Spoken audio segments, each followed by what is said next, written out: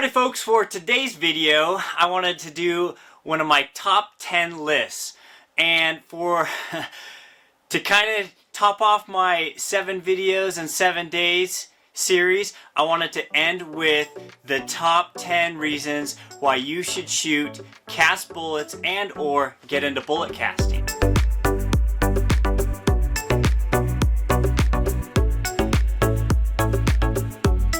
A lot of you people know that I've been casting bullets for a while, and that I primarily shoot cast bullets except for my long distance, high velocity cartridges and loads.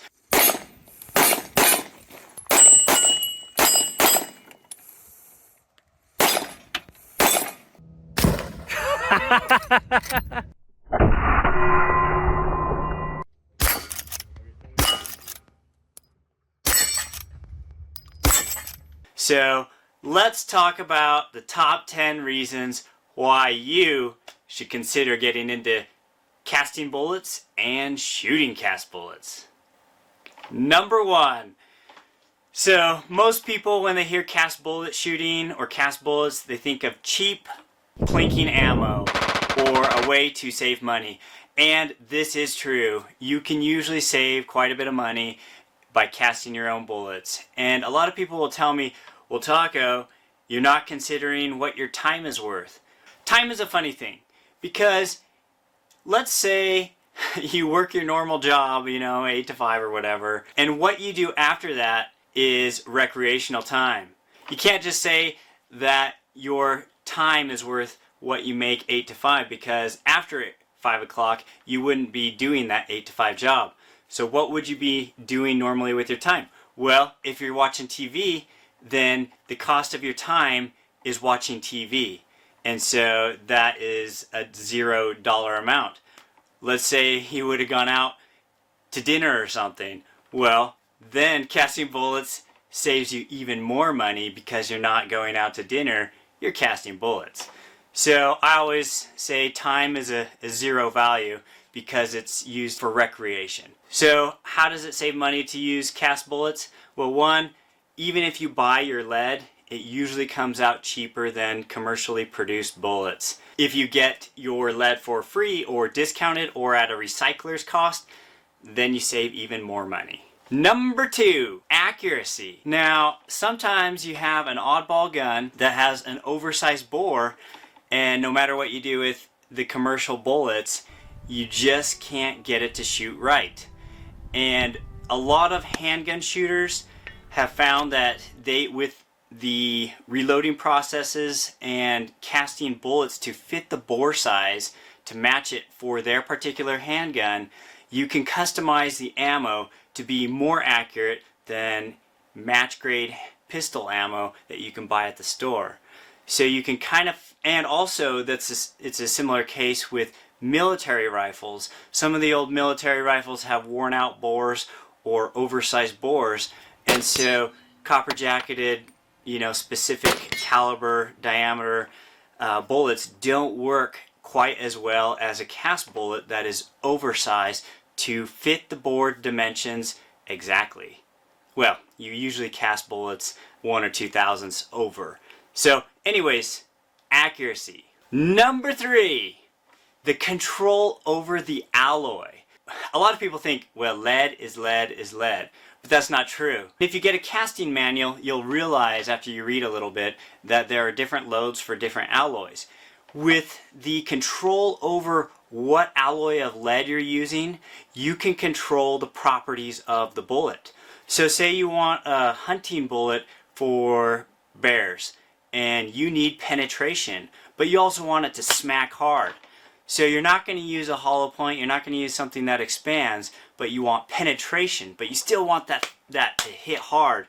So you get a wide flat nose bullet mold, and you cast a harder alloy, an alloy that has a little bit more tin, antimony, etc., so that the bullet doesn't just expand, but it actually retains its shape with that flat meat plat and just plows right through the bear or whatever you're talking about. So let's also say you want to cast a hollow point, and you want that thing to just dump all the energy right into it, the target. So like when I'm shooting milk jugs, I really like that. So that might be where you'd want a softer cast bullet, something with a little bit more pure lead. And what that does is it's more malleable and it is softer, so it just expands. So you can cast these hollow points that expand just beautifully. I think I did a video on my 38 special load called Silent Destruction, and we got those Subsonic 38 special 200 grain cast hollow points, and they were soft cast. I used a almost pure lead alloy with a little bit of tin to help with the fill out, and those things mushroomed perfectly in my lever gun. So with cast bullets, you can design bullets and loads to behave how you want by controlling the alloy. Number 4, longevity. If you shoot cast bullets, it seems like your barrel will last forever. Like your barrel will never wear out shooting cast bullets. With copper jacketed stuff, you know, that copper's a little bit harder and just wears on the steel a little bit more. Copper jacketed bullets, you'll wear out barrels faster than if you use the cast lead bullets. My barrels are still, they look like as if they're brand new. So the ones that have shot just pure cast bullets through it. So longevity of your barrel. Number 5. You have almost infinite designs of bullets. So say you go to your favorite gun shop, like Gunny's or something, and you go in and you're looking to reload handgun bullets, and you know, you have your Hornady and your Spear and whatever, and you have specific bullet weights, you know, the 115s, then you got your 124s, 147s, and you know, that's about it. Options, options, options. When you cast your own bullets, you can actually even design your own bullets and send your design to one of the bullet mold makers like NOE or one of the others, and they can make you a bullet mold to your specifications. I have been able to do so many cool loads and so many cool bullets that don't exist at the time when I want them to. So for example, when the 458 SOCOM came out and I got into that cartridge, then I was looking and the only options available were, you know, just the traditional 4570 bullets. And some of those had to be seated kind of deeper in the case, and I wasn't too happy with that. I wanted, for my 458 SOCOM, for a subsonic plinker, I wanted a 500 grain bullet that was pointy. You know, it didn't exist. So I drew up a design and came up with that, and NOE produced that, and that is still my top favorite subsonic plinker, I guess plinker with the 458 SOCOM, for that particular cartridge. And I've also taken that bullet and used it in my single shot 4570s. There we go. And I've taken it in suppressed lever actions, and I just single feed them one at a time. So the options are endless with the bullet designs. If you don't find what you're looking for, then you can always get it made. And so that is totally awesome. Number 6, availability. So this is kind of more for the prepper-minded people, or the people who hate it when the store runs out of their favorite bullets. So when you cast your own bullets, you never run out, or I guess I run out a lot if I don't stay casting, but I can always take an afternoon and cast up another pile of bullets, and it doesn't take too long to make a decent pile of bullets. But sometimes you have your favorite bullet at the local shop and it's sold out. And what if there's the apocalypse, right? With the ability to cast your own bullets, you can always have, once you figure out a good load with your bullet, or you know, you figure out which bullet your gun likes, you can cast over and over and over and over and make those bullets never run out. Number 7, subsonic loads. I love with cast bullets. So I actually rarely shoot subsonic loads with jacketed bullets these days because cast bullets just seem like they do it better and easier, and I've never gotten a subsonic cast bullet stuck in my barrel, but I know I've got some close friends who have gotten jacketed bullets stuck in their barrels when they're working up their subsonic loads. And so with, like 300 blackout and, even with like 38 specials, it seems like cast bullets go through the barrels easier. They don't get stuck as easy as jacketed bullets. Number 8, the ability to make things that you can't find at the store. So there are a lot of old guns, there are a lot of just oddball calibers that if you go to the store, they sometimes just don't have ammo for, and sometimes they don't even sell the projectiles to reload for. And so the ability to find a bullet mold that works and then make what you can't find, that is awesome and crucial. Some of these old military surplus rifles, they just don't sell the projectiles to reload for them anymore. I think one of them that I ran into recently was not the 6.5 Carcano, but the 7.35 Carcano. And looking for bullets all over and not being able to find them, it was kind of a pain. But then you can go and find a bullet mold that someone else has designed because they ran into the same problem previous to you, and you can buy that, and then all of a sudden you can make projectiles for that oddball firearm or military surplus rifle that you just can't find the projectiles in the store or even online. Okay, number 9. This applies to kind of range specific and target specific aspects, where I have noticed that as I'm shooting steel targets, sometimes with jacketed bullets, especially with the handguns, then occasionally someone will be shooting and some of that jacket will get deflected back, and I've actually gotten like a jacket like smack my lip. That's one of the reasons I always say wear eye protection. Protect your eyes, because you never know when you get a weird bounce off a steel target. But the jackets of jacketed bullets, I've had more of those come back than with lead, where it seems like the lead bullet hits and it just splats. And so I've gotten less flak back with the cast bullets. And also, no risk of fire. Now, I personally don't believe that regular jacketed bullets will cause, sparks when they hit the rocks to cause, forest fires or brush fires. But I know that with lead bullets, the chances are even less. And living in the desert, that is something that's important.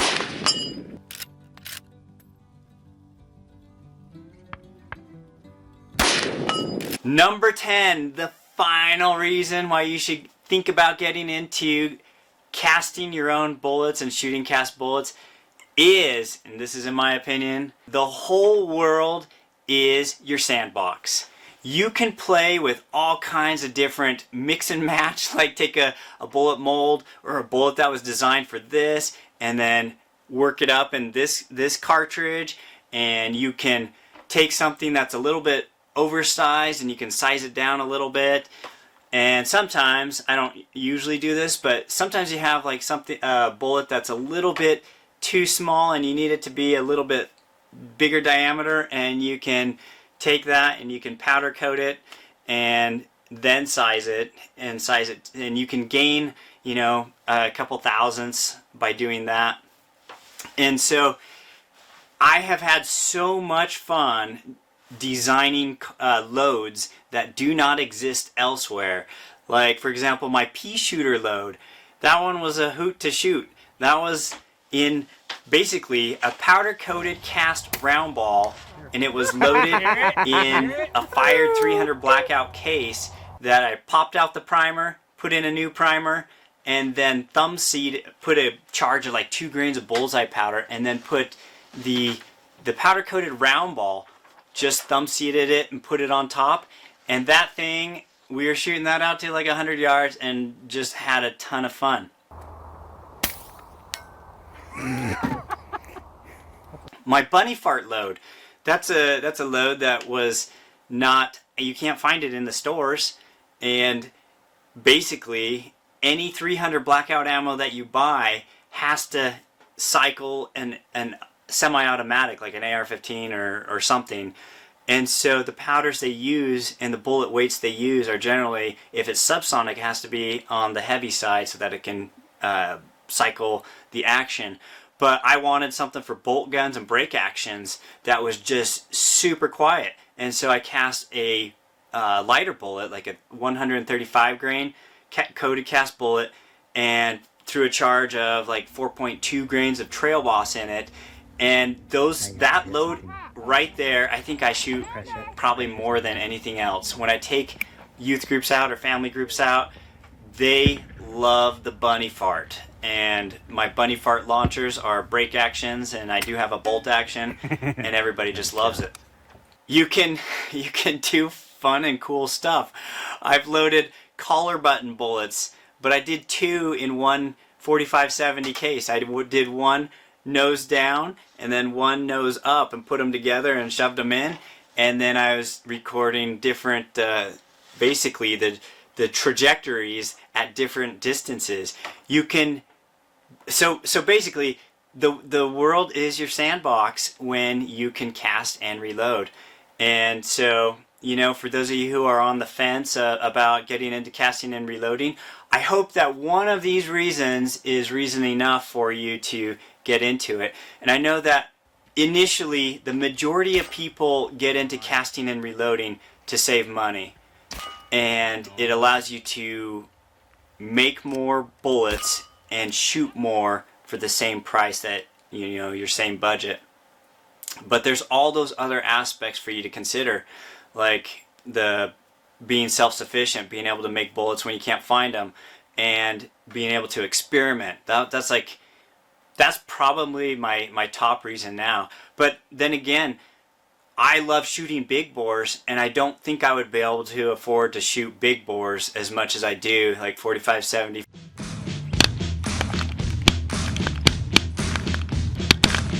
458 SOCOM.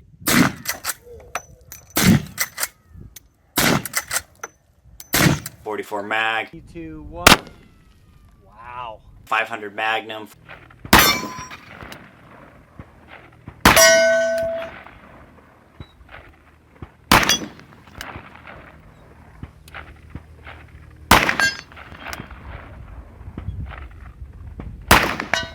Woo! Nice. 5 for 5. 50 Alaskan, and all these big bores that I love to shoot.